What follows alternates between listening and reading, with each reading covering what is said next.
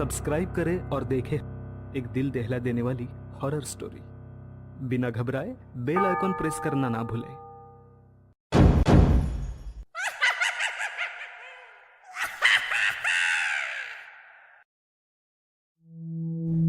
इस कथा के लेखक हैं धीरज कुमार सालुंके।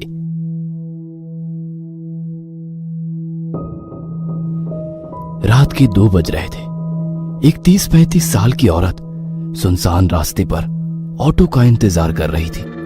तभी उसी रास्ते पर एक ऑटो आ गया। जैसे ही उस औरत ने हवा में हाथ लहराया, वैसे ही ऑटो ड्राइवर ने ऑटो उसके पास जाकर रोक दी। कहाँ जाना है मैडम? ऑटो ड्राइवर ने उस औरत से पूछा। अवंती नगर। औरत ने उत्तर दिया। ऑटो ड्राइवर ने अपना मोबाइल निकाला और गूगल मैप पर अवंती नगर की तलाश की, क्योंकि वो शहर में नया ही आया था और वो पहले कभी अवंती नगर की ओर नहीं गया था। अवंती नगर वहां से 7 किलोमीटर की दूरी पर था। भाड़ा 300 रुपए होगा मैडम, ऑटो ड्राइवर ने औरत से पूछा। क्या 300 रुपए? भैया 300 बहुत ज्यादा है, 200 में छोड़ दो। उस औरत ने ऑटो ड्राइवर से कहा। ऑटो ड्राइवर ने उस औरत को सिर से पैर तक देखा और कुछ देर सोचकर वो बोला, बैठिए, छोड़ देता हूं। वो औरत ऑटो में बैठ गई और ऑटो अवंती नगर की तरफ निकल पड़ा। ऑटो ने 4-5 किलोमीटर की दूरी तय की थी। जब से वो औरत ऑटो में बैठी थी, तब से ऑटो ड्राइवर उसे आईने में घूरे जा रहा था और गाना गा रहा था। सलाम इश्क मेरी जान जरा कबूल कर लो, तुम हमसे इश्क करने की जरा सी भूल कर लो। ऑटो ड्राइवर के इस बर्ताव से वो औरत डर गई। उसने तुरंत किसी को फोन किया और धीरे से बोलने लगी। वैसे ही रिक्शे वाले ने गाना बंद कर दिया और उसकी बातें सुनने की कोशिश करने लगा। हेलो शालिनी, तू आ रही है ना मेरे घर? तुझे पता है ना कि मेरे पति विशाल अमेरिका चले गए हैं और मैं घर पर अकेली हूँ। वो औरत बोली। नहीं यार, मैं नहीं आ सकती, मैंने तुम्हें दोपहर में ही बताया था ना। फोन की दूसरी तरफ से दूसरी औरत बोली। ठीक है, मत आना। ऐसा कहकर उस औरत ने गुस्से में फोन रख दिया। ऑटो ड्राइवर ने उस औरत की बात सुन ली थी।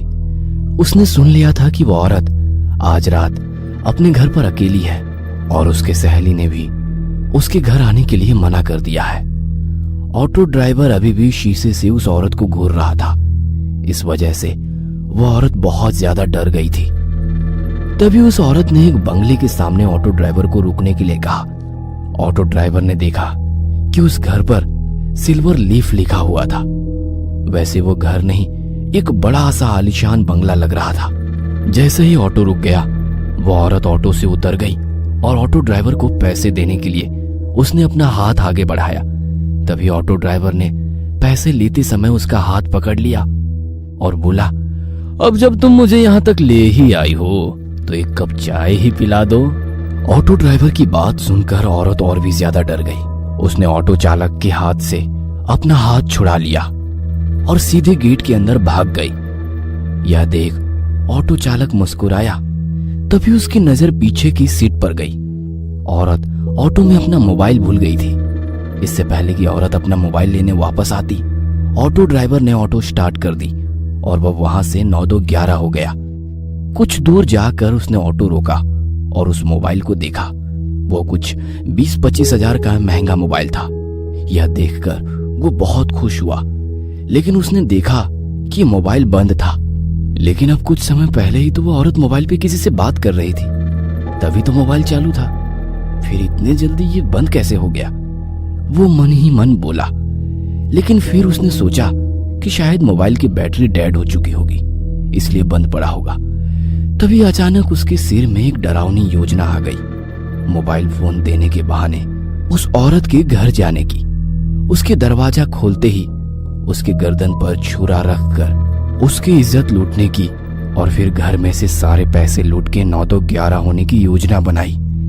लेकिन इसके लिए उसे एक और साथी की जरूरत थी, इसलिए उसने अपने एक दूसरे ऑटो ड्राइवर दोस्त को फोन किया और उसे अपनी योजना के बारे में बताया। जब उसके दोस्त ने सुना कि एक सुंदर औरत घर पर अकेली है, तब उसका दोस्त वहां आने के लिए राजी हो गया। उसने अपने दोस्त को उस औरत के घर का पता बताया और उसे तुरंत वहां आने के लिए कहा और खुद उस औरत के बंगले के बाहर जाकर रुक गया। 10-15 मिनट बीत गए थे, पर फिर भी उसका दोस्त अभी तक नहीं आया था। उसने उसे बहुत फोन किए, लेकिन वो उसका फोन नहीं उठा रहा था। ऑटो ड्राइवर को ज्यादा देर तक रहा नहीं जा रहा था। उसे उस औरत का चेहरा बार बार उसकी आंखों के सामने दिखाई दे रहा था। उसके वो हवा में उड़ने वाले बाल उसकी आंखों के सामने आ रहे थे। उसके परफ्यूम की महक अभी भी उसकी नाक में बस गई थी। तो उसने अपने दोस्त को मैसेज किया, मैं अंदर जा रहा हूं, तुम्हारे लिए दरवाजा खुला रखूंगा, जल्दी आ जाना। जैसे उसने मैसेज किया वैसे उसने सीट के नीचे छुपाया हुआ चाकू निकाला और एक हाथ में चाकू और दूसरे हाथ में मोबाइल लेकर वो गेट खोलकर अंदर चला गया। उसने डोरबेल बजाई, लेकिन अंदर से कोई भी जवाब नहीं आया। उसने 3-4 बार डोरबेल बजाई, लेकिन फिर भी अंदर से कोई जवाब नहीं आया। उसने सोचा कि शायद वो औरत अब सो गई होगी। उसे लगा कि उसकी योजना विफल हो गई और गुस्से में आकर उसने दरवाजे पर अपना हाथ मारा। तभी घर का दरवाजा खुल गया। उसने उस औरत का मोबाइल अपनी जेब में रखा और दाहिने हाथ में चाकू लेकर घर में घुस गया। उसने घर का दरवाजा बंद कर दिया और इधर उधर देखने लगा। वह एक बड़ा सा हॉल था। उस फ्लोर पर कोई बेडरूम उसे दिखाई नहीं दी, इसीलिए वो सीढ़ियां चढ़कर दूसरे फ्लोर पर गया। वहां उसने देखा कि एक बेडरूम का दरवाजा खुला हुआ है और उस कमरे में रोशनी चालू थी। ऑटो ड्राइवर चुपके से दबे पांव उस कमरे में जा पहुंचा। अंदर कोई भी नहीं था। तभी उसे बाथरूम में से पानी गिरने की आवाज सुनाई दी। अच्छा, तो वो औरत बाथरूम में है, इसलिए उसे डोरबेल की आवाज सुनाई नहीं दी और इसीलिए उसने दरवाजा नहीं खोला।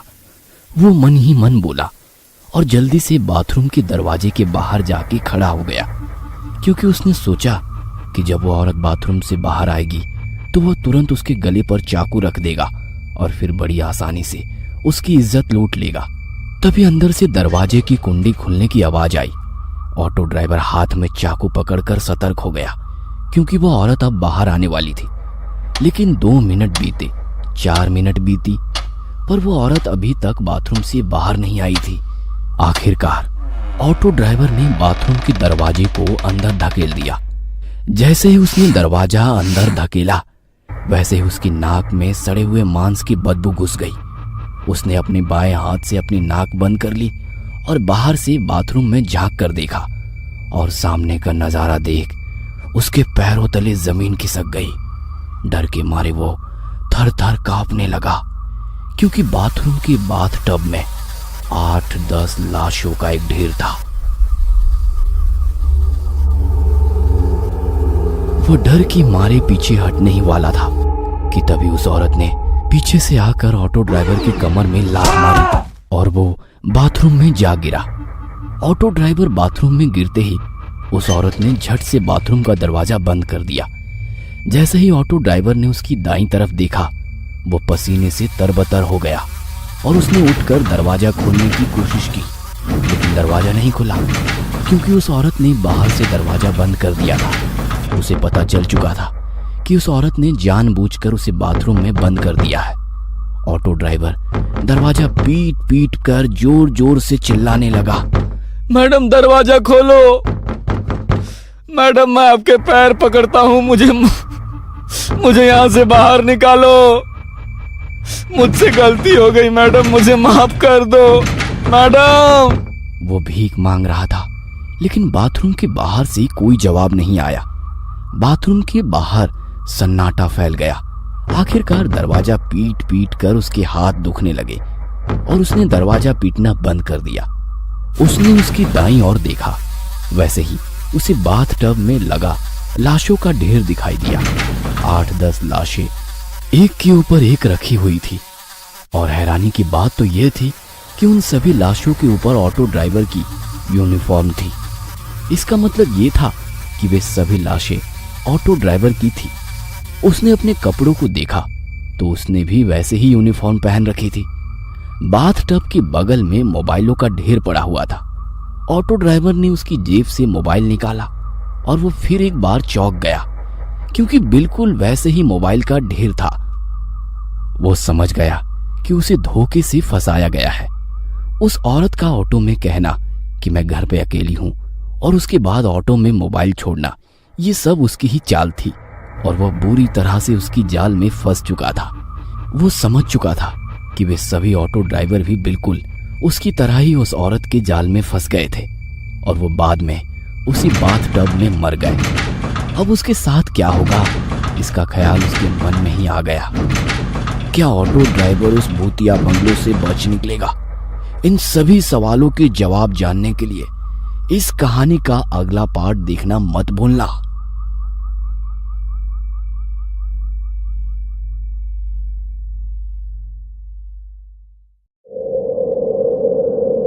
इस कथा के लेखक हैं Dheeraj Kumar Salunke. Auto driver bathroom में फंस गया था। वह डर के मारे पीछे हटने लगा। तभी उसके पैरों को कुछ लगा। जैसे उसने पीछे देखा, उसे एक झटका लगा। उसे लकड़ी की फर्नीचर के एक खोखले में एक और ऑटो ड्राइवर की लाश दिखाई दी, जिसकी आंखें बाहर निकल आई थी और मुंह में से जुबान बाहर लटक रही थी। उस लाश को देखकर ऐसा लग रहा था कि उस बेचारे की मौत बहुत ही दर्दनाक हुई होगी। वो काफी तड़प तड़प कर मर गया होगा। ऑटो ड्राइवर को उस लाश के हाथ के पास एक टॉयलेट क्लीनर की बोतल दिखाई दी। ऐसा लग रहा था कि उस ऑटो ड्राइवर ने वो टॉयलेट क्लीनर पीकर खुदकुशी की थी। वो जल्दी से उस लाश से दूर हो गया और दरवाजे के ठीक सामने बनी टॉयलेट सीट पर बैठ गया। तभी उसे याद आया कि उसके पास उसका मोबाइल है। उसने अपना मोबाइल अपनी जेब से निकाला और अपने दोस्त को फोन किया। जैसे ही उसने फोन उठाया, रिक्शा वाले ने रोना शुरू कर दिया। राजू, मुझे बचाओ राजू, ये औरत मुझे मार डालेगी। ऑटो ड्राइवर फोन पर बात ही कर रहा था कि इतने में उसके हाथ से किसी ने उसका फोन छीन लिया। ऑटो ड्राइवर ने उसकी मोबाइल छीनने वाले की ओर देखा और डर के मारे उसके रोंगटे खड़े हो गए। उसे अपनी आंखों पर यकीन नहीं हो रहा था, क्योंकि उसका मोबाइल लकड़ी टेबल के नीचे पड़ी हुई लाश ने छीन लिया था। उस लाश ने ऑटो ड्राइवर का मोबाइल छीना और उसे किसी रसगुल्ले की तरह निगल गया और फिर वापस आकर खोखली की जगह में जाकर अपने हाथ पांव फैलाकर मुंह से जुबान बाहर निकालकर लेट गया। ऑटो ड्राइवर आंखें फाड़ फाड़ कर उस लाश की तरफ देख रहा था। उसने बचपन में अपने पिता से सुना था कि एक मरा हुआ आदमी फिर कभी नहीं उठता, लेकिन आज उसे एहसास हुआ कि उसके पिता गलत थे। उसके मन में ख्याल आया, क्या इन्हीं जीवों को भूत कहते हैं? भूत तो वही होते हैं ना, जो मर कर भी उठते हैं, चलते हैं, रात को यहां वहां घूमते हैं। उस मुर्दे को उठते देखकर ऑटो ड्राइवर की आंखें सफेद पड़ चुकी थी।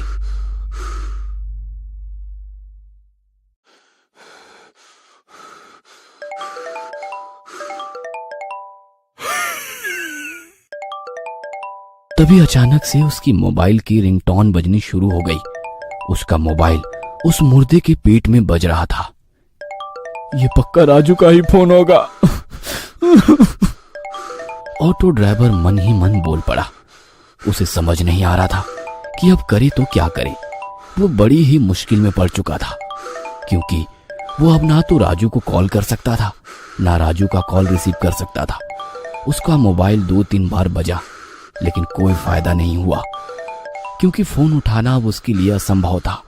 वो मोबाइल ही उसका बच निकलने का एकमात्र रास्ता था। और जब उसे महसूस हुआ कि अब वो रास्ता बंद हो गया है, तो वो फूट फूट कर रोने लगा। मैडम, मुझे यहाँ से बाहर निकालो। मैडम, मुझे यहाँ से बाहर निकालो। वो चीख चीख कर रोने लगा। तभी बाथरूम के बाहर से वो औरत बोली, अरे तुम अंदर कैसे फंस गए? आपको अंदर किसने बंद किया? ऑटो ड्राइवर यह सुनकर खुश हो गया कि औरत ने उसे बाथरूम में बंद नहीं किया था। मैडम, जल्दी से बाहर से दरवाजा खोलो, किसी ने दरवाजा बाहर से बंद कर दिया है। उसने बाथरूम के बाहर खड़ी औरत से कहा। हाँ खोलती हूँ, आप बस दरवाजे के आगे ही खड़े हो जाइए। ऐसा कहकर वो औरत वहां से चली गई। कुछ ही देर में लोहे का कांटों वाला फावड़ा लेकर आ गई। ऑटो ड्राइवर दरवाजे के आगे ही खड़ा हुआ था। क्या आप दरवाजे पर नहीं हैं? उसने रिक्शा वाले से पूछा। ऑटो ड्राइवर अंदर से दरवाजे के सामने खड़ा था। हाँ मैडम, मैं दरवाजे के सामने खड़ा हूँ, आप बस जल्दी से दरवाजा खोलिए। ऑटो ड्राइवर बाथरूम से चिल्लाया। वो औरत हाथ में नुकीला फावड़ा लेकर बाथरूम के दरवाजे की तरफ भागी। इधर बाथरूम के अंदर ऑटो ड्राइवर ने सोचा, मैडम अभी दरवाजा खोलेंगी, कहीं मैं दरवाजे के बीच में ना आ जाऊं। इसलिए वो दरवाजे के किनारे पर चला गया और जैसे ही दरवाजे से बाजू हटा, उसी वक्त वो लोहे का नुकीला फावड़ा दरवाजे के आर पार हो गया। यह देखकर ऑटो ड्राइवर के होश ही उड़ गए। अगर वो उस दरवाजे के सामने एक और पल भी खड़ा होता तो वह लोहे का नुकीला फावड़ा उसके पेट से बाहर गुजर जाता और वह उसी पल मर गया होता। वो औरत जान गई थी कि उसका हमला जाया हो गया है, इसलिए उसने वो फावड़ा दरवाजे में से खींचकर बाहर निकाला। अरे क्या हुआ? आप दरवाजे के सामने खड़े रहिए ना, मैं अभी दरवाजा खोल देती हूँ। वो औरत बहुत ही प्यार से बोली, लेकिन ऑटो ड्राइवर ने अपने मुंह से एक शब्द भी नहीं निकाला। अरे अरे डरो मत, मैं तो सिर्फ दरवाजा खोलने की कोशिश कर रही थी। एक बार फिर मीठी आवाज में बड़ी प्यार से बोली। अंदर ऑटो ड्राइवर का हाथ डर के मारे कांप रहे थे। उसे पता था कि अगर वो दोबारा दरवाजे के सामने गया तो वह औरत नुकीला फावड़ा उसके पेट में घुसेड़ देगी। लेकिन फिर भी वो देखना चाहता था कि अगर वो इस बार दरवाजे के सामने गया तो क्या होगा। हैं, मैं खड़ा हूँ दरवाजे के सामने। ऑटो ड्राइवर दरवाजे के बाजू में खड़े होकर बोला। वो औरत जोर से चिल्लाई और उसने फिर एक बार बड़ी ताकत से लोहे का फावड़ा दरवाजे में घुसेड़ दिया और बाहर निकाला। यह देखकर ऑटो ड्राइवर घबरा गया। औरत को फिर से एहसास हुआ कि वह अपना शिकार चूक गई है, तो उसे गुस्सा आ गया। क्या हुआ? दरवाजे के सामने आ जाना, मैं दरवाजा खोल रही हूँ। ऑटो ड्राइवर को समझ नहीं आ रहा था कि अब क्या करे। नहीं, रहने दो, मैं अंदर ही ठीक हूँ, आप दरवाजा मत खोलना। ऑटो ड्राइवर ने उस औरत से कहा। वैसे वो औरत गुस्से से लाल हो गई और उसने अपने हाथ में से फावड़ा नीचे फेंक दिया। ठीक है, तो तुम बाहर नहीं आना चाहते तो मैं ही अंदर आ जाती हूँ। वो औरत ने डरावनी आवाज में ऑटो ड्राइवर से कहा और वो दरवाजा खोलने लगी।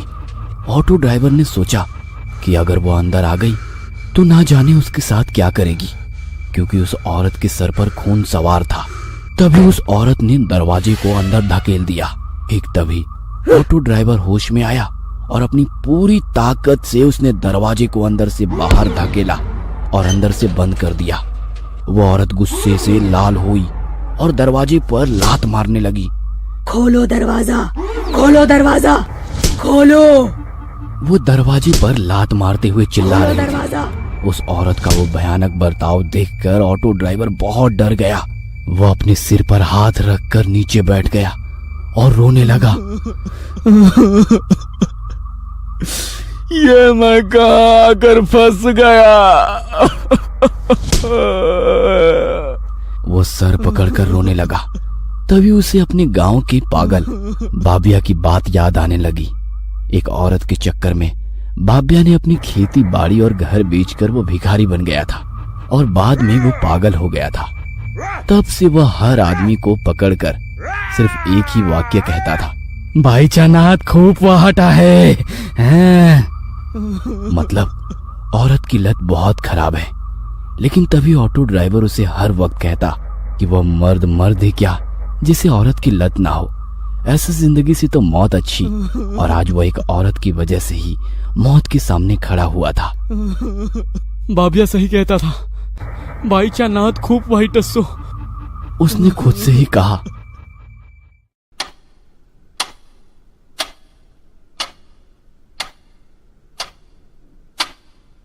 वो टॉयलेट सीट पर अपना सिर रखकर सोच रहा था। इतने में उसे एक ऑटो की आवाज सुनाई दी।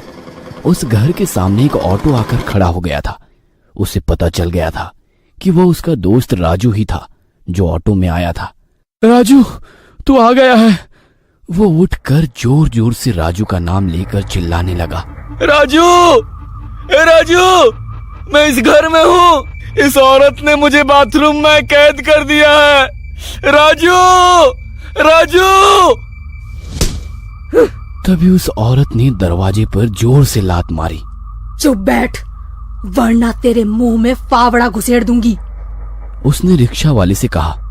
नहीं, चुप बैठूंगा। ऑटो ड्राइवर थोड़ी हिम्मत दिखाते हुए बोला। तभी उस औरत ने जोर से दरवाजे पर लात मारना शुरू कर दिया। ऐसा लग रहा था कि जैसे दरवाजा टूटने ही वाला है। ऑटो ड्राइवर बहुत डर गया था। तभी घर की डोरबेल बजी। वैसे ही औरत शांत हो गई और ऑटो ड्राइवर राजू राजू कहकर चिल्लाने लगा। जरा रुको, हाँ मैं बस 1 मिनट में आई। वो औरत मीठी आवाज में चिल्लाई और दरवाजा खोलने के लिए वहां से चली गई। ऑटो ड्राइवर बाथरूम के दरवाजे पर आ गया। दरवाजे में लोहे का फावड़ा घुसाने के कारण दरवाजे में छेद हो गए थे। ऑटो ड्राइवर एक छेद से बाहर देखने लगा। बेडरूम में कोई नहीं था। 3-4 मिनट में वो औरत राजू को बेडरूम में ले आई। राजू को देखकर ऑटो ड्राइवर ने चिल्लाना शुरू कर दिया। राजू बचाओ, इस औरत ने मुझे बाथरूम में बंद कर दिया है। राजू। राजू ने ऑटो ड्राइवर की आवाज सुन ली। वो दौड़ता हुआ बाथरूम के दरवाजे पर आया और बोला, रुको, मैं दरवाजा खोलता हूँ। उसने दरवाजा खोलने की कोशिश की, लेकिन वो खुल ही नहीं रहा था। इस औरत को मत छोड़ना राजू, इसने मुझे अंदर बंद कर दिया है। इसने मुझे मारने की कोशिश की है। खलास कर डालो इसको। ऑटो ड्राइवर ने बड़े गुस्से में राजू से ये कहा। यह सुनकर राजू गुस्से से लाल हो गया।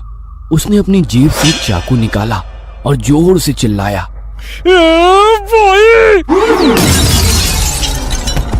उसके सिर से खून निकलने लगा। फिर भी राजू उठने की कोशिश करने लगा। उस औरत ने पास में एक टेबल से एक शीशे का फलदान लिया और उसे फिर से राजू के सिर में जोर से पटक दिया और बोली, उप्स, तुम्हें तो लग गई। और एक डायन की तरह हंसने लगी। राजू फर्श पर खून से लथपथ था। वह दर्द से तड़प रहा था। उसके सर में टूटे हुए कांच के टुकड़े घुस गए थे। उसके सर में से सफेद फर्श पर खून बहने लगा था। यह देखकर ऑटो ड्राइवर का दिल दहल गया था। वह जोर जोर से रोने लगा और राजू का नाम लेने लगा। राजू, मेरे दोस्त। राजू ही उसके बच निकलने का आखिरी रास्ता था और वो रास्ता अब बंद हो चुका था। वो औरत राजू के बगल में बैठ गई और उसने राजू का सिर अपनी गोद में रख लिया और उसके सिर पर हाथ फेरते हुए वो लोरी गाने लगी। सो जा मेरे राजकुमार, तुम हो मेरा सारा संसार। जब से तुम मुझे मिले, मेरा जीवन हुआ खुशहाल। जीवन में मेरे रंग भरे तूने ही लाखों हजार। सो जा मेरे राजकुमार, सो जा मेरे राजकुमार। वो लोरी गा रही थी। इतने में अचानक राजू ने अपने पास पड़े चाकू को उठाकर उस औरत के सिर में घोंप दिया। वो औरत चिल्लाई और फर्श पर गिर गई। क्या वो औरत मर गई? क्या घायल राजू जिंदा बच पाएगा? और क्या ऑटो ड्राइवर उस भूतिया बंगलो से बच निकलेगा? इन सभी सवालों के जवाब जानने के लिए इस कहानी का अगला पार्ट देखना मत भूलना।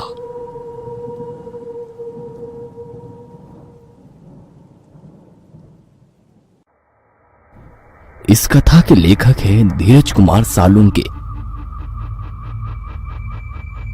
राजू को जिंदा देखकर ऑटो ड्राइवर बहुत खुश हुआ। उसकी आंखों में खुशी के आंसू आ गए।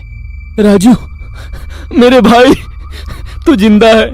जल्दी से यहाँ आ जा और मुझे यहाँ से बाहर निकाल। उसने राजू से कहा। राजू ने अपने हाथों की कोहनी को फर्श पर टिका दिया और कोहनी के बल वो बाथरूम के दरवाजे पर आ गया। उसने दरवाजा खोलने के लिए अपना हाथ उठाया, तभी रिक्शा चालक जोर से चिल्लाया, राजू पीछे देख। और जैसे ही उसने पीछे मुड़कर देखा, उस औरत ने उसके मुंह पर लोहे का फावड़ा दे मारा और राजू का सिर उल्टा हो गया। यह देख ऑटो ड्राइवर का मुंह खुला का खुला रह गया। वो औरत फिर से जिंदा हो गई थी और उसने लोहे के फावड़े से एक ही बार में राजू को मार दिया था। लेकिन ये कैसे हो सकता है? ये औरत तो मर चुकी थी। राजू ने इसके सिर में चाकू घोंप दिया था और चाकू अभी भी उसके सिर में है। ऑटो ड्राइवर सोचने लगा। उस औरत ने उसके हाथ में से फावड़ा फर्श पर फेंक दिया और उसने अपने सिर में घुसा हुआ चाकू बाहर खींच लिया। फिर उसने उस चाकू पर लगे खून को अपनी लंबी और काली जीभ से चाटा। उस औरत की साड़ी राजू के खून से लथपथ हो गई थी। उसके लंबे काले बाल बिखरे हुए थे। उसकी आंखों के नीचे काले घेरे आ गए थे। थोड़ी देर पहले उसके चेहरे पर जो चमक और चेहरे की नाजुकता दिख रही थी, अब वो गायब हो गई थी। उसके हरकत से उसके इंसान होने के कोई संकेत नहीं दिखाई दे रहे थे, क्योंकि एक इंसान कभी भी इतना निर्दयी नहीं हो सकता और कोई भी इंसान सर में चाकू घोंपने के बाद जिंदा नहीं होता।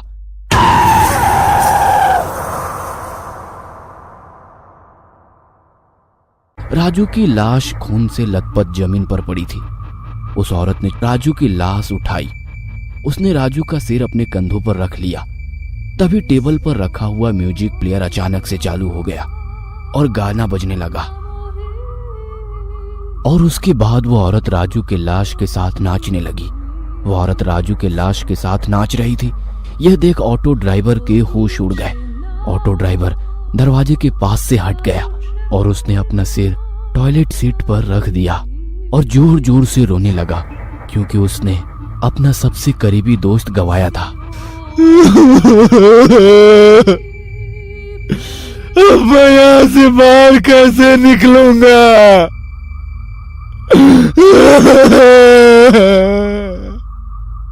वो रोते रोते खुद से ही बोल पड़ा। उसे पता चल गया था कि वो औरत या तो भूत या फिर चुड़ैल है और उस चुड़ैल का मकसद सिर्फ उसकी मौत है। उसने आंखें मूंद ली और भगवान का ध्यान करने लगा। कुछ देर बाद वो भगवान का ध्यान करते हुए सो गया, लेकिन कुछ ही समय में किसी ने उसे गाल पर जोर से थप्पड़ मार दिया। कौन है?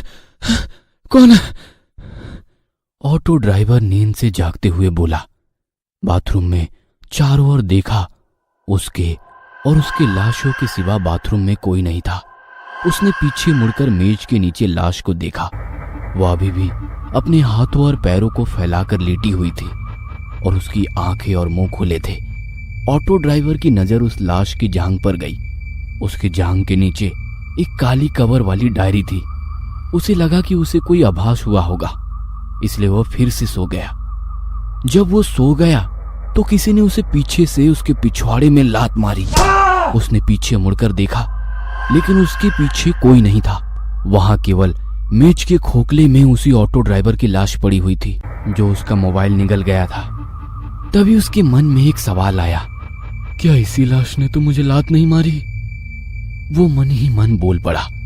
तभी उसकी नजर उस लाश की जांघों पर पड़ी और उसके रोंगटे खड़े हो गए, क्योंकि थोड़ी देर पहले जो डायरी उस लाश के जांघ के नीचे थी, वो अब उसकी जांघ से बाहर निकली थी। इसका मतलब ये था कि या तो वो डायरी खुद चलकर उस लाश की जांघ के बाहर निकली होगी या फिर वो लाश वहां से सड़क गई होगी। और डायरी तो खुद से चल नहीं सकती। इसका मतलब वो लाश ही थी जो वहां से हिली थी।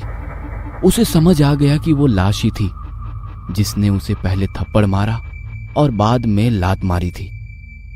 वो लाश उसी जगह पर पड़ी थी और कुछ हलचल कर रही थी, पर उसे देखना था कि क्या वो लाश जिंदा है।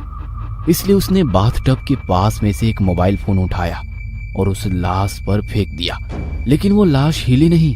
उसने फिर से उस मोबाइल के ढेर में से 3 मोबाइल उठाए और एक एक करके उस लाश के ऊपर फेंके, पर वो लाश हिली नहीं। उसे लगा कि उसे कोई वहम हुआ होगा, इसलिए वो फिर से जाकर टॉयलेट सीट पर सर रखकर सो गया।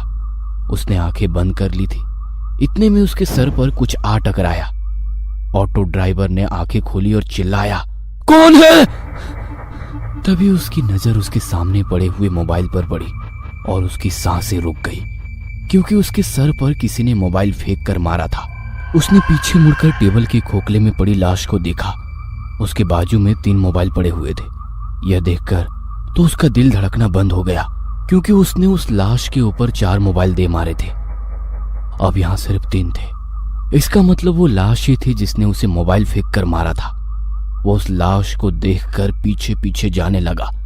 तभी उसके पीछे बाथ टब में से दूसरी लाश ने उसके पिछवाड़े में लात मारी और ऑटो ड्राइवर सीधे टेबल के नीचे पड़े हुए लाश के पैरों में जा गिरा। उस लाश के पैरों में गिरते ही उस लाश ने दोनों हाथों से उसका गला घोटना शुरू कर दिया। ऑटो ड्राइवर दर्द के मारे तड़प रहा था। वो उस लाश का चेहरा अपने नाखूनों से नोच रहा था, पर वो लाश उसका गला छोड़ ही नहीं रही थी। ऑटो ड्राइवर को उसकी मौत उसके सामने दिखाई दे रही थी। तभी उसने अपने हाथ फर्श पर टिका दिए। उसका नसीब अच्छा था कि उसे अपना चाकू फर्श पर मिला और उसने चाकू को उठाकर सीधा उस लाश के आंखों में घुसेड़ दिया और वैसे ही लाश सुन पड़ गई। उसने ऑटो ड्राइवर का गला छोड़ दिया और बेजान होकर नीचे पड़ गई। ऑटो ड्राइवर वहां से उठ गया और टॉयलेट सीट पर जाकर चढ़ गया। उसकी सांसें अटक रही थी। अब उसकी बाईं ओर टेबल के नीचे पड़ी हुई लाश थी और दाईं ओर बाथ टब जो लाशों से भरा हुआ था। हे भगवान, मुझे यहाँ से बाहर निकालो। मैं फिर कभी शराब नहीं पीऊंगा, गालियां नहीं दूंगा, हमेशा आपकी पूजा करूंगा, किसी भी औरत की तरफ नहीं देखूंगा। आप कहे तो मैं सन्यासी बन जाऊंगा, पर मुझे इस बाथरूम से बाहर निकालो भगवान, बाहर निकालो। मैं आपसे विनती करता हूँ भगवान। ऑटो ड्राइवर ने भगवान से प्रार्थना की, तू कभी यहाँ से बाहर नहीं निकल पाएगा, ना जिंदा ना मुर्दा। उसके बाद वो जोर जोर से हंसने लगी। ऑटो ड्राइवर ने अपने कान बंद कर लिए और भगवान का नाम लेना शुरू कर दिया। हे राम, हे राम, हे राम, हे राम, हे राम, हे राम। पर भगवान का नाम लेते हुए उसके मन में एक ही सवाल आया, क्या भगवान उसके इस गलती के लिए माफ कर देंगे? क्योंकि उसने एक औरत की इज्जत लूटने की कोशिश की थी। उसके मन में ना जाने कौन सा ख्याल आया और उसने भगवान का नाम लेना बंद कर दिया। कुछ देर बाद सुबह हो गई थी और वो सोचने लगा, क्या मेरे इस गलती की सजा सिर्फ मौत है? क्या सच में मैं इस बाथरूम के बाहर कभी नहीं निकल पाऊंगा? क्या मैं कभी अपने बीवी बच्चों को नहीं देख पाऊंगा?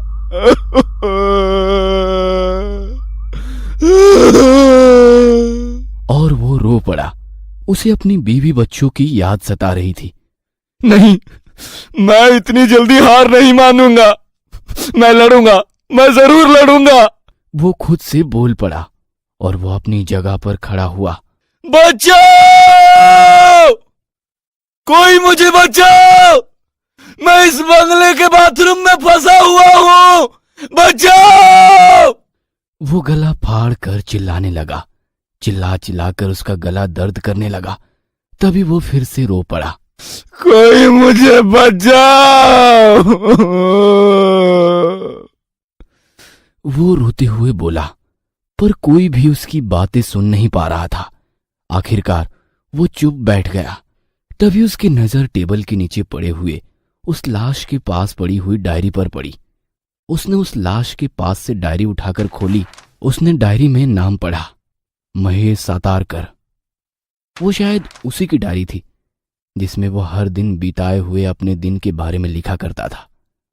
ऑटो ड्राइवर ने सोचा कि उसने जरूर इस डायरी में लिखा होगा कि वह बाथरूम में कैसे फंस गया था। कुछ पन्ने पलटने के बाद वह एक पेज पर रुक गया। उस पेज की शुरुआत में ऑटो ड्राइवर ने लिखा था, मुझे पता है किसी न किसी दिन मेरी डायरी कोई ऑटो ड्राइवर द्वारा पढ़ी जाएगी। मेरा नाम महेश सातारकर है और मैं कोई ऑटो ड्राइवर नहीं हूं, मैं एक पत्रकार हूं। ये पढ़कर ऑटो ड्राइवर चौंक गया।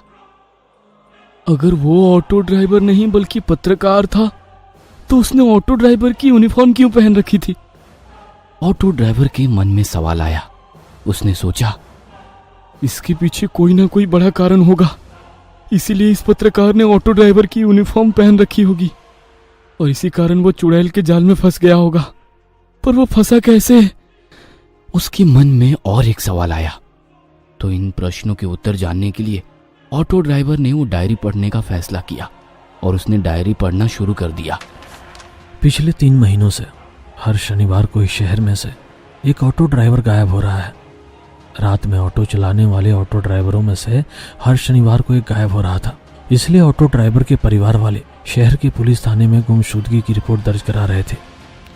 लेकिन उन लापता ऑटो ड्राइवर का कुछ भी पता नहीं चल रहा था। लेकिन इन सभी घटनाओं में कॉमन बात अवंती नगर थी। ऑटो ड्राइवर लापता होने के अगले दिन ही उसका ऑटो अवंती नगर के सिल्वर लीफ बंगले के बाहर पाया जाता था। सिल्वर लीफ बंगला 4 महीने से बंद पड़ा था, इसलिए पुलिस को उस बंगले पर शक हो गया। पुलिस को शक था कि उन सभी ऑटो ड्राइवरों का किसी साइको ने अपहरण कर लिया है, क्योंकि सभी ऑटो ड्राइवर शनिवार की रात से लापता हुए थे और उनके खाली ऑटो सिल्वर लीफ बंगले के बाहर पाए गए थे। इस वजह से पुलिस ने सिल्वर लीफ बंगले की तलाशी ली, लेकिन उन्हें बंगले में कुछ भी संदिग्ध नहीं मिला। इसलिए पुलिस ने उस बंगले को अनदेखा कर दिया। मैं एक पत्रकार था, इसलिए मैंने फैसला किया कि मैं ऑटो ड्राइवरों के लापता होने का कारण जानकर ही रहूंगा और मैंने जांच शुरू की। तब मुझे पता चला कि जो ऑटो ड्राइवर लापता हो गए थे वे रात में गुलाबगंज इलाके में ऑटो चलाते थे। इसलिए मैंने शनिवार की रात को गुलाबगंज इलाके में ऑटो चलाने का फैसला किया। उस शनिवार की रात को 2 बजे मैं गुलाबगंज इलाके में ऑटो चला रहा था जब मैंने सुनसान रोड के किनारे पर एक औरत को देखा। मैंने ऑटो उसके करीब जाके खड़ा कर लिया। मैंने उस औरत के चेहरे की तरफ देखा। उसका चेहरा मुझे कुछ जाना पहचाना सा लग रहा था, जैसे कि मैंने उसे पहले कहीं देखा हो। लेकिन मुझे याद आ रहा था कि मैंने उसे कहाँ देखा था। भैया अवंती नगर छोड़ दोगे? उस औरत ने मुझसे पूछा। अवंती नगर के शब्द सुनते ही मेरी आंखें चमक उठी। हाँ बिल्कुल, बैठ जाइए, मैंने उस औरत से कहा। जैसे ही औरत रिक्शा में बैठ गई, मैं ऑटो को अवंती नगर की तरफ ले जाने लगा। ऑटो में बैठकर मैं याद करने की कोशिश कर रहा था कि मैंने उस औरत को कहाँ देखा है, लेकिन मुझे कुछ याद नहीं था। कुछ ही समय में अवंती नगर आया। उस औरत ने मुझे एक बंगले के सामने रुकने को कहा। उसने भाड़ा दिया और एक बंगले का गेट खोलकर अंदर चली गई। मैंने उस बंगले को देखा और मेरी आंखें खुली की खुली रह गई, क्योंकि उस बंगले का नाम सिल्वर लीफ था। लेकिन ये बंगला तो 4 महीने से बंद है। फिर यह औरत इस बंगले में क्यों गई है? मैं मन ही मन बोल पड़ा। मुझे लगा कि कुछ तो गड़बड़ है और मैंने उस बंगले में जाने का फैसला किया ताकि पता चल सके कि मामला क्या है। तभी अचानक से मेरी नजर पीछे की सीट पर गई। वो औरत ऑटो में अपना मोबाइल भूल गई थी। बस मुझे उस बंगले में घुसने का कारण मिल गया। मैंने मोबाइल लिया और गेट खोलकर बंगले के आंगन में आ गया। मैंने दरवाजे की घंटी बजाई, लेकिन कोई भी दरवाजा नहीं खोल रहा था। इसलिए मैंने दरवाजे को थोड़ा सा धक्का दिया और यह क्या, अचानक दरवाजा खुल गया। औरत शायद गलती से दरवाजा बंद करना भूल गई थी। मैडम जी, मैंने अंदर आते ही उस औरत को आवाज दी। तभी मैंने उस औरत के चिल्लाने की आवाज सुनी। दूसरी मंजिल के एक बेडरूम से वो चीखने की आवाज आई थी। इसलिए मैं दूसरी मंजिल के उस बेडरूम की तरफ भागा, लेकिन मैंने देखा कि बेडरूम खाली था। तभी एक बार फिर से औरत जोर से चीखी। वो चीख वॉशरूम से आई थी, तो मैं दौड़कर वॉशरूम का दरवाजा खोलकर वॉशरूम में घुस गया और सामने का नजारा देखकर मेरे पैरों तले जमीन खिसक गई, क्योंकि मैंने वॉशरूम के बाथटब में ऑटो ड्राइवर की लाशें देखी थी। तभी उस औरत ने बाहर से वॉशरूम का दरवाजा बंद कर दिया। मैंने दरवाजा खोलने की कोशिश की, पर मैं असफल रहा। मैं रोया, चिल्लाया, उससे भीख मांगी, लेकिन उसने दरवाजा नहीं खोला। मैंने बाथटब के पास मोबाइलों का ढेर देखा। मैंने अपनी जेब से उस औरत का मोबाइल निकाला तो वो एकदम उन्हीं मोबाइलों की तरह था। मैं समझ चुका था कि उस औरत ने मुझे अपने जाल में फंसाया है। लेकिन वो औरत कौन थी? मेरे मन में सवाल आया। अचानक मेरे दिमाग में कुछ आया और मेरे दिल की धड़कन बंद हो गई। कुछ 4-5 महीना पहले सिल्वर लीफ में, मतलब इसी बंगले में, इस बंगले की मालकिन की बड़ी ही बेरहमी से हत्या कर दी गई थी। मैंने तुरंत अपनी जेब से मोबाइल निकाला और गूगल पर श्यामला देशमुख मर्डर लातूर सर्च किया, पर वहां मैंने श्यामला देशमुख यानी इस बंगले की मालकिन की फोटो देखी और डर के मारे मेरे रोंगटे खड़े हो गए, क्योंकि जिस औरत ने मुझे इस वॉशरूम में बंद कर दिया उस औरत का चेहरा और इस बंगले के मालकिन के चेहरे से मेल खा रहा था। पर यह कैसे मुमकिन है? ये औरत तो 5 महीने पहले ही मर गई थी। मैं मन ही मन बोल पड़ा और इस तरह से मुझे पता चल गया कि वह औरत भूत है। वो जरूर अपनी मौत का बदला लेने के लिए ऑटो ड्राइवरों को अपने जाल में फंसाकर उन्हें मार डालती रही थी। यह बात सभी लोगों को पता होनी चाहिए थी।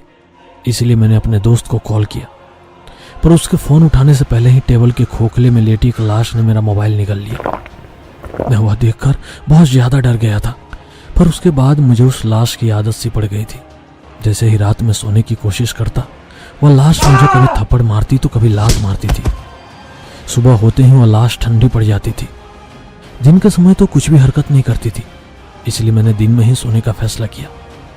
रात होते ही उस औरत का भूत वॉशरूम के बाहर बेडरूम में बड़ी ही डरावनी आवाज में गाना गाते हुए नाचती थी।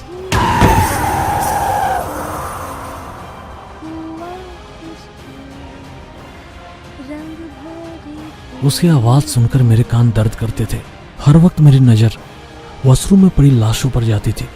उसमें से आधे ऑटो ड्राइवर तो उस वॉशरूम में बिना खाने पीने के तड़प के मर गए थे। मैं हमेशा सोचता था कि वो औरत इन सभी की मौत कैसे देख पाती होगी। उस औरत की हत्या बेहद ही बेदर्दी से हुई थी।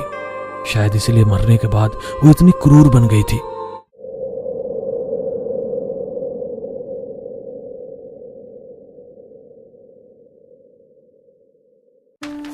मिसेस देशमुख के साथ बहुत बुरा हुआ था। असल में हुआ यह था, उस शनिवार की रात मिसेस देशमुख देर से एक पार्टी से घर लौट रही थी, पर रास्ते में उनकी स्कूटी बंद पड़ गई।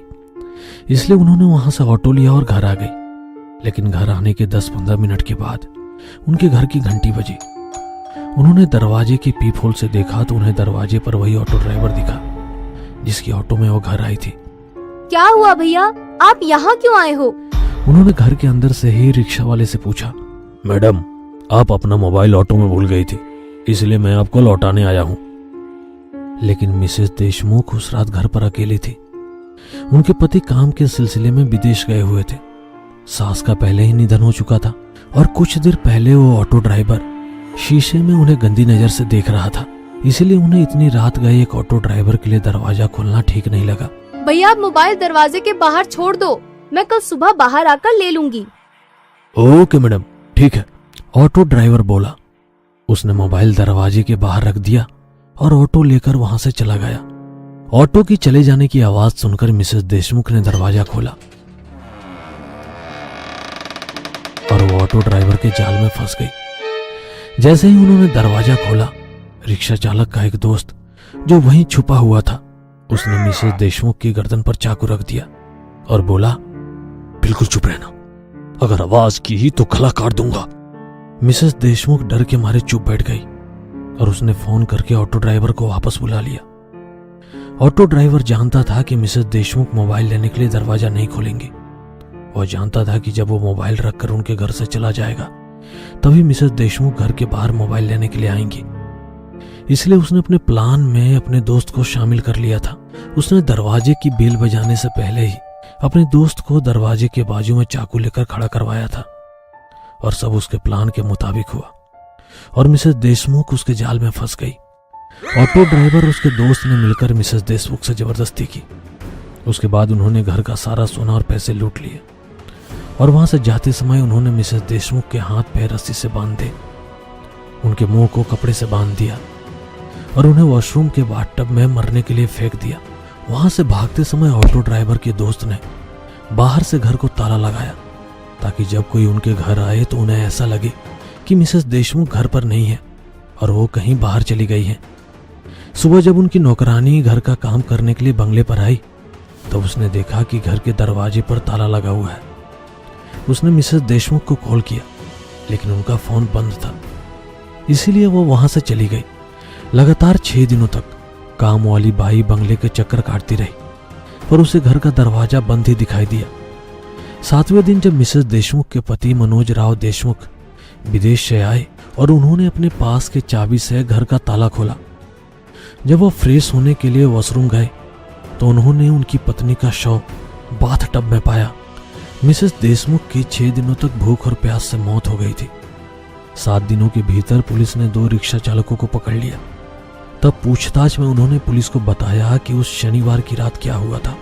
मैं समझ गया कि मिस श्यामला देशमुख की रूह ऑटो चालकों को मारकर अपनी मौत का बदला ले रही थी, क्योंकि शायद उन्हें लग रहा है कि जो उनके साथ हुआ वो किसी और महिला के साथ ना हो, इसलिए वह समाज से ऐसे लोगों को मार रही थी जो औरत की तरफ बुरी नजर से देखते हैं और उनके साथ उल्टी सीधी हरकत करने की कोशिश करते हैं। मैं चिल्ला चिल्लाकर मिसेस श्यामला देशमुख की आत्मा को समझाने की कोशिश कर रहा था कि मैं कोई ऑटो ड्राइवर नहीं बल्कि मैं एक पत्रकार हूं और मैं किसी बुरी नीयत के साथ यहां नहीं आया था। लेकिन उस आत्मा को मेरी किसी भी बात से कोई फर्क ही नहीं पड़ रहा था। वो कभी यहाँ से बाहर नहीं निकल पाएगा, ना जिंदा ना मुर्दा। मुझे इस बाथरूम में बंद हुए 4 दिन बीत चुके हैं। भूख प्यास से मेरा शरीर कमजोर हो चुका है। अब तो जैसे मेरे जीने की इच्छा ही खत्म हो रही है। इस डायरी में अपना दर्द बांटकर थोड़ा अच्छा महसूस होता है। बस एक उम्मीद के साथ जी रहा हूं कि वह दरवाजा खुल जाए और मैं वहां से भाग जाऊं। मुझे मेरी बीवी बच्चों की बहुत याद आती है। मैंने लाख कोशिश की पर वो मजबूत दरवाजा नहीं खुला। प्यास से मेरा गला पूरी तरह सूख चुका है। मैं रो रहा हूं लेकिन मेरे आंसू तक खत्म हो चुके हैं। नल से लगातार काला पानी बह रहा है जिससे गंदी बदबू आ रही है। मैं मन ही मन सोच रहा हूं आखिर मेरी क्या गलती है, क्यों मैं इस मौत के भंवर में फंस गया हूं। तभी मेरे मन में ख्याल आया मिसेस श्यामला देशमुख भी ऐसे ही मौत के जाल में फंस गई थी। उनकी भी क्या गलती थी। आज 5 दिन हो चुके हैं। अब मैं भूख प्यास बर्दाश्त नहीं कर पा रहा हूं। मेरा दिल और दिमाग नकारात्मकता से भर चुका है। आज मैंने टॉयलेट क्लीनर पीकर आत्महत्या करने का फैसला कर लिया है। अगर कोई ये डायरी पढ़ रहा है तो मेरी उसे एक ही सलाह है, यहां से बचने का बस एक ही रास्ता है और वो है मौत। मुझे शायद पहले ही यह फैसला कर लेना चाहिए था। वो औरत एक बुरी आत्मा बन चुकी है और वो आपको इस बाथरूम से बाहर किसी भी हालत में जाने नहीं देगी, यदि आप निर्दोष हो तब भी नहीं।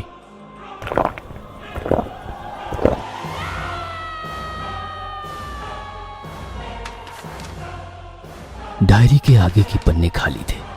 ऑटो ड्राइवर उस पत्रकार की डायरी पढ़ के बहुत डर गया था, क्योंकि उसे पता चल गया था कि जो भी इस बाथरूम में फंसता है उसकी मौत बहुत दर्दनाक होती है। उसे लगा कि पत्रकार सही था। उस औरत को बस एक ही चीज चाहिए और वो है ऑटो ड्राइवर की मौत। पर वो ऑटो ड्राइवर हार मानने वालों में से नहीं था। पर यहां से निकलूं कैसे? वो ऐसा सोचने लगा, तभी अचानक उसे याद आया। पत्रकार ने डायरी में लिखा था कि हर शनिवार की रात एक ऑटो ड्राइवर इस बाथरूम में फंस जाता है। मैं भी शनिवार की रात को ही फंस गया था, यानी कि अब इस बाथरूम का दरवाजा अगले शनिवार की रात को कोई ऑटो ड्राइवर ही खोलेगा। जब कोई ऑटो ड्राइवर इस बाथरूम का दरवाजा खोलेगा तभी मुझे यहाँ से भागने का मौका मिलेगा। और अगर वो औरत ने मुझे रोका तो मैं वो ऑटो ड्राइवर मिलके उसका सामना करेंगे। मुझे कुछ भी करके इस आने वाले शनिवार तक यहाँ मुझे जिंदा रहना होगा, उसने अपने आप से कहा और वो शनिवार की रात देखने लगा। ऑटो ड्राइवर को फंसे हुए अब 5 दिन हो चुके थे। पिछले 5 दिनों से उसने कुछ भी नहीं खाया था। बिना पानी के उसका गला सूख गया था। उसने सोचा, भूख के मारे कहीं मेरी मौत ना हो जाए, पर क्या खाऊं? शव। उसने वहां पड़े शव के मांस को खाने के बारे में सोचा, पर दुविधा ये थी कि वो शाकाहारी था। उसने अपनी पूरी जिंदगी में कभी मांस नहीं खाया था और ये तो इंसान का मांस है, पर उसे जिंदा रहने के लिए ये आखिरी मौका था। इसलिए उसने इंसानी मांस खाने का सोचा। उसने खोखले में पड़ी हुई लाश के आंख से चाकू निकाला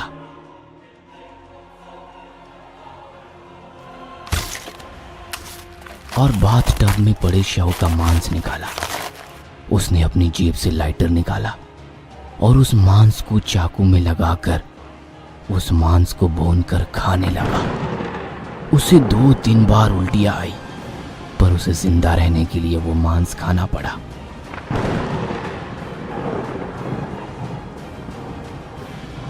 आखिरकार उसका इंतजार खत्म हुआ। शनिवार की रात आई। ऑटो ड्राइवर इंसानी मांस खाकर शनिवार तक जिंदा रहा। उसने घड़ी में देखा तो रात के 2 बजे थे। वो औरत पक्का नई शिकार के लिए निकल गई होगी। हाँ। उसने अंदाजा लगाया क्योंकि वो भी रात के 2 बजे के आसपास उससे मिला था। वो औरत गुलाबगंज रोड पर ऑटो की राह देख रही थी। तभी वहां एक ऑटो आई। ऑटो ड्राइवर ने पूछा, कहाँ जाना है मैडम? अवंती नगर। उस औरत ने कहा। अवंती नगर सुनते ही ऑटो ड्राइवर थोड़ा डर गया क्योंकि उसे पता था कि गायब हुए ऑटो ड्राइवर्स की ऑटो रिक्शा दूसरे दिन अवंती नगर के कोई सिल्वर लीफ बंगले के बाहर मिलते थे। उसने मन ही मन कुछ सोचा और कहा, नहीं नहीं मैडम, अवंती नगर मैं नहीं आऊंगा। उसने औरत से कहा, अरे मुझे पता है भैया कि आप क्यों मना कर रहे हो, पर क्या आपको मैं कोई अपराधी लग रही हूँ? मेरी स्कूटी बंद पड़ी है, रात के 2 बजे हैं और मुझे घर जाना है, काफी देर हो गई है और आज घर पे मैं अकेली हूँ। आप अगर घर नहीं छोड़ेंगे तो मैं घर कैसे जाऊंगी? वो औरत ऑटो ड्राइवर से बोली। ये सुनकर ऑटो ड्राइवर को उस औरत पर दया आ गई। इंसानियत के नाते उसने कहा, ठीक है मैडम, बैठिए। वो औरत ऑटो में बैठ गई और ऑटो अवंती नगर की ओर चल पड़ा। यहाँ बाथरूम में बैठकर ऑटो ड्राइवर उस औरत और दूसरे ड्राइवर की राह देख रहा था। तभी उसे बंगले के बाहर किसी ऑटो रुकने की आवाज आई और थोड़ी देर बाद उसे ऑटो जाने की आवाज आई। उसे पता था उस औरत ने ऑटो में मोबाइल छोड़ा होगा और ऑटो ड्राइवर उसे देने वापस यहाँ आएगा। थोड़ी देर बाद वही हुआ। उसी बंगले के बाहर ऑटो रुकने की आवाज आई। वो ऑटो ड्राइवर ईमानदार था, इसलिए वो मोबाइल देने वापस आया था। उसने बंगले की ओर देखा। उस पे लिखा था देशमुख विला। उसे लगा कि उसे सिल्वर लीफ बंगले से खतरा है, ना कि देशमुख विला से। इसलिए उसने बंगले के अंदर जाने का निर्णय लिया। उसने 2-3 बार डोरबेल बजाई पर अंदर से कोई आवाज नहीं आई। उसे लगा शायद वो औरत सो रही होगी। तभी किसी के चिल्लाने की आवाज आई, कोई तो बचाओ मुझे, मैं इस बाथरूम में फंस गया हूँ, बचाओ। बाथरूम से ऑटो ड्राइवर चिल्लाने लगा। बंगले के अंदर से आने वाली आवाज सुनकर नया ऑटो ड्राइवर सावधान हो गया और उसने दरवाजे पे हाथ मारा तो दरवाजा खुला था। उसे लगा कुछ तो गड़बड़ है, इसलिए वो अंदर की ओर चला गया। तभी उसे बाथरूम में फंसे ऑटो ड्राइवर की आवाज आने लगी, बचाओ बचाओ, मैं ऊपर वाले कमरे के बाथरूम में फंस गया हूँ, बचाओ बचाओ। नया ऑटो ड्राइवर दौड़ते हुए उस बाथरूम की ओर गया। जल्दी दरवाजा खोलो, मुझे यहाँ से बाहर निकालो, उस औरत ने मुझे इस बाथरूम में बंद कर दिया है, जल्दी खोलो। हाँ हाँ 1 मिनट। ऐसा कहकर नए ऑटो ड्राइवर ने दरवाजा खोला और दरवाजा खोलते ही उस औरत ने नए ऑटो ड्राइवर को पीछे से लात मारी और वो नया ऑटो ड्राइवर भी बाथरूम में गिर गया। और वो तभी उस औरत ने बाहर से दरवाजा बंद कर दिया। नया ऑटो ड्राइवर बाथरूम में लाशों के ढेर को देख जोर जोर से चिल्लाने लगा। अब वो जान चुका था कि शहर के गायब हुए ऑटो ड्राइवर जाते कहाँ हैं। दूसरी ओर पुराना ऑटो ड्राइवर अपना सर पकड़ के बैठा था क्योंकि उसका यहाँ से बाहर निकलने का प्लान फेल हो चुका था। नया ऑटो ड्राइवर दरवाजे पे लात मारने लगा, दरवाजा खोलो वरना मैं तुम्हें छोड़ूंगा नहीं, तुम्हें जान से मार दूंगा। तभी अचानक पुराने ऑटो ड्राइवर ने कहा, दोस्त तुम्हारा मोबाइल कहाँ है, जल्दी से निकालो और पुलिस को फोन लगाओ, जल्दी निकालो। तभी नए ऑटो ड्राइवर ने अपने जेबें तराशते हुए कहा, अरे अरे मैं अपना मोबाइल फोन ऑटो में भूल गया। ये सुनते ही पुराने ऑटो ड्राइवर को गुस्सा आया। तेरी माँ की, मैं इतने दिन तुम्हारी राह देख रहा था और तुम मोबाइल ऑटो में भूला है। पर यहाँ हो क्या रहा है, हमें यहाँ क्यों बंद किया है? तभी पुराने ऑटो ड्राइवर ने उसे सारी बातें बताई। अब हम यहाँ से कैसे बाहर निकले? कि तभी दरवाजे पे किसी ने हाथ मारा और उस औरत ने बाहर से कहा, मैं तुझे बाहर निकालूंगी, पर तुझे मेरा एक काम करना पड़ेगा। काम? कौन सा काम? तुम्हारे सामने वाले ऑटो ड्राइवर को मार डालो।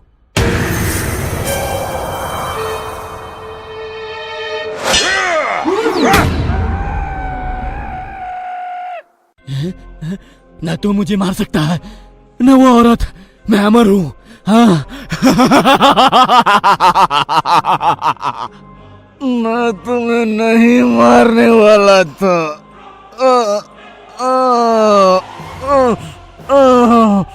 पर मैं मरने वाला था, हैं? क्योंकि मुझे पता था ऐसा ही कुछ होगा, और आज नहीं तो 2 दिन बाद तू मुझे मार ही देता, क्योंकि मैं कमजोर हो चुका हूँ, हैं? इसलिए तू मुझे मारो, इसके पहले मैं ही तुम्हें मार दूंगा। हाँ, हाँ। नहीं नहीं, मुझे मत मारो, मैं तुम्हारे पैर पकड़ता हूँ। मुझे मत मारो, मत मारो मुझे। बाय बाय मेरे दोस्त, बाय बाय।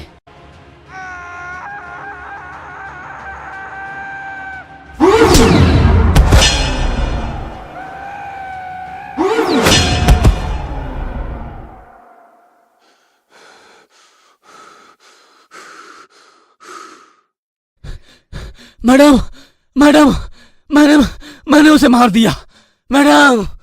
और अचानक दरवाजा खुल जाता है। नया ऑटो चालक अपने पेट पर हाथ रखकर वॉशरूम से बाहर आता है।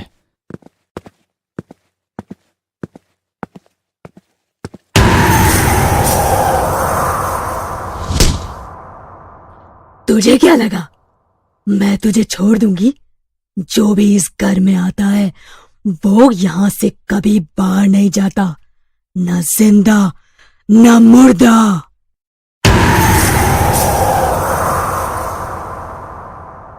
घर आजा सजन, तेरी राह तकूं मैं रात दिन, के कहीं न लागे मन, तेरे बिन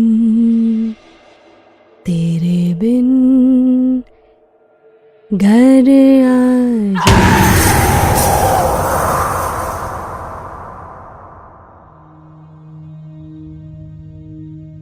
आजा सनम मधुर चांदनी में हम तुम मिले तो वीराने में आ जाएगी बहार, झूमेगा आसमान। तभी अचानक रास्ते के किनारे उसे एक औरत दिखी। उसने औरत के पास आकर ऑटो रोका। कहाँ जाना है? अवंती नगर। ये सुन ऑटो ड्राइवर को डर के मारे पसीना आ जाता है। नहीं मैडम, ऑटो नहीं जाएगा वहाँ। प्लीज छोड़ दो ना, आज मैं अकेली हूँ घर पर। नहीं, ऑटो नहीं जाएगा। ऐसा कहते हुए ऑटो ड्राइवर वहाँ से चला जाता है। कुछ दूर जाने के बाद वो सोचता है, ये कैसे मुमकिन है? ये औरत तो 4-5 महीने पहले मर चुकी थी। तभी अचानक उसे गाना सुनाई देने लगता है। घर आजा सजन, तेरी राह तकूं मैं रात दिन। ऑटो ड्राइवर आईने में दिखता है तो वो औरत पीछे ऑटो में बैठी हुई वही गाना गा रही थी।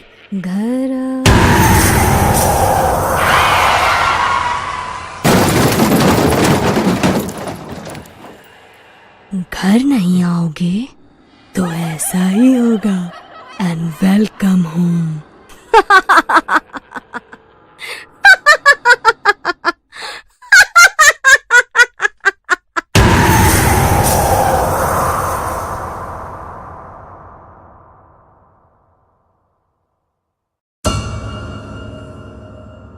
ये कहानी आपको अच्छी लगी हो तो हमें सब्सक्राइब करें, हमारा इंस्टाग्राम और फेसबुक पेज जरूर फॉलो करें। अगर आपके पास ऐसी ही कोई कहानी हो तो हमें कमेंट बॉक्स में भेजें।